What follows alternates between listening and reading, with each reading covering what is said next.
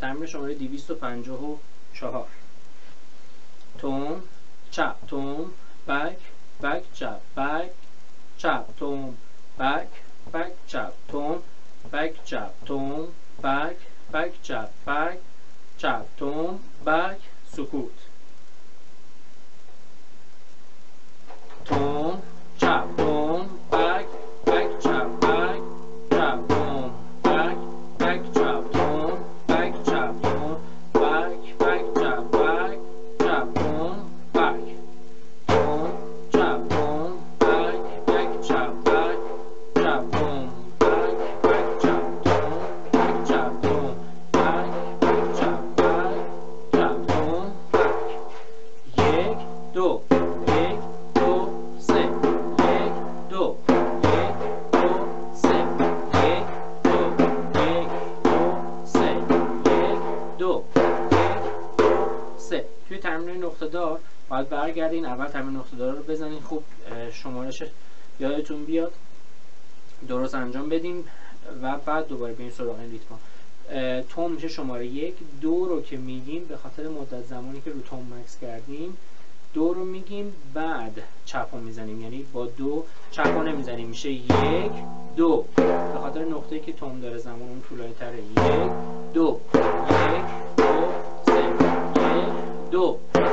اون فاصله رو با شمارشمون پر میکنیم به خاطر وجود نقطه. یک دو یک دو سه یک دو یک دو سه یک دو سه یک دو سه یک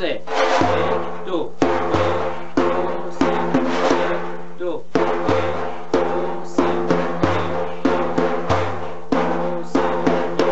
دو سه دو سه دو دو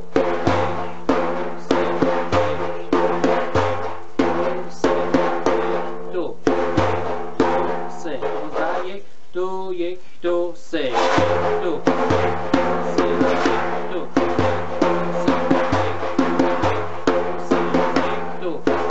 سه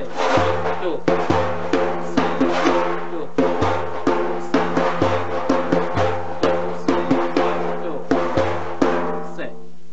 شماره 255. توم بک چپ توم بک سکوت بک چپ. سه اونجا سکوت میشه یک دو یک دو سه سکوت چنگ.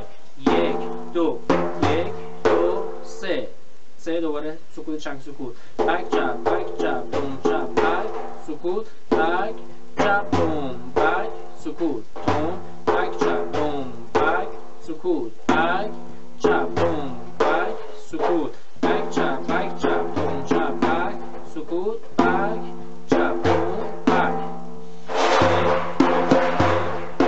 سه دو سه سه دو سه سه دو سه سه دو سه. تندتر میشوره. یک دو یک دو سه سه یک دو سه سه یک دو سه سه یک دو سه سه یک دو سه هم سکوت.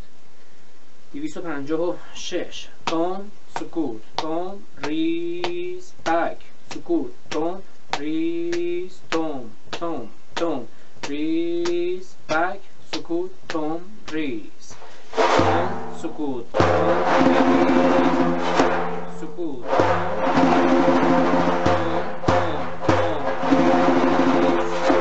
سکوت. یک دو یک دو یک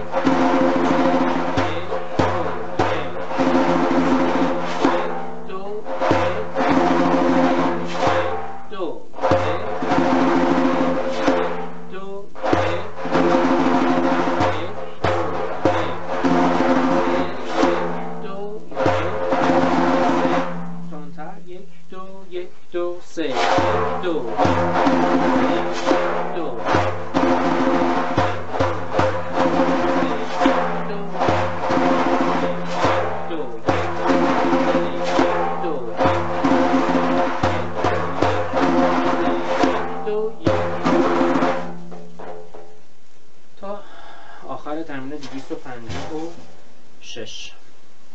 امیدوارم که بزنین ریتمای لنگ رو خوب بتونین کار کنین و اینکه از خودتون ریتمایی جدید در بیارین.